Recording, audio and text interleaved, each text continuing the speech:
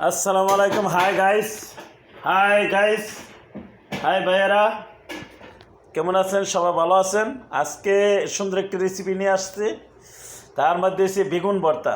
বেগুন ভর্তাটা এইভাবে সুন্দর করে ফ্রেশ করে নেবেন।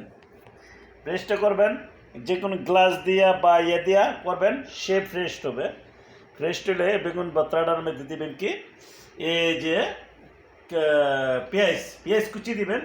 পেঁয়াজ কুচি দেওয়ার পরে বেগুন ভর্তার মধ্যে দিবেন কি শুকনো মরিচ। দেইতো ফয়সাল, দেইতো।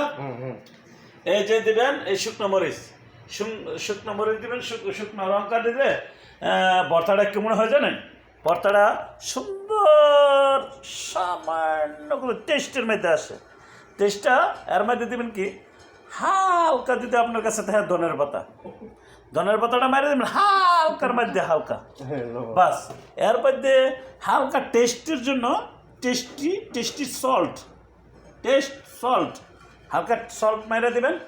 এর মধ্যে দেবেন কি আপনাদের মুখের রুচির জন্য, মুখের রুচি নাই তাদের জন্য আছে কি একটু সর্ষের তেল, যদি পারেন একটু কম প্রাণের সর্ষের তেল মেলে দেবেন।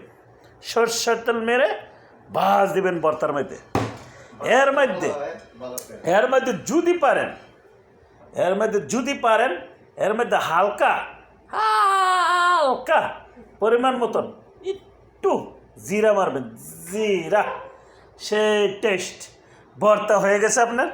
এই ভর্তাটা আপনি খাইয়া দেখবেন, 4 ভাত আপনি সমানে ডক করে মেরে দিবেন।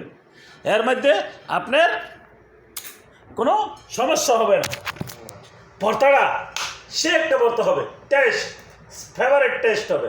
এই ভর্তাটা খাইয়ে কইবেন, এই টাইমে আমার জানাইবেন যে ভর্তাটা কেমন হয়েছে। ঠিক আছে? হাই গাইস, এখানে ভালো থাকবেন, আর ভর্তাটা কেমন হয়েছে জানাইবেন। এবার বানায়া আমার জানাইবেন ইনশাল্লাহ।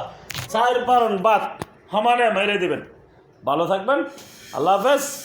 গরম ভাত হইতেছে, এই যে দেখেন গরম ভাত বসাইছি ভর্তাটা মারার লাগে। ভালো থাকবেন।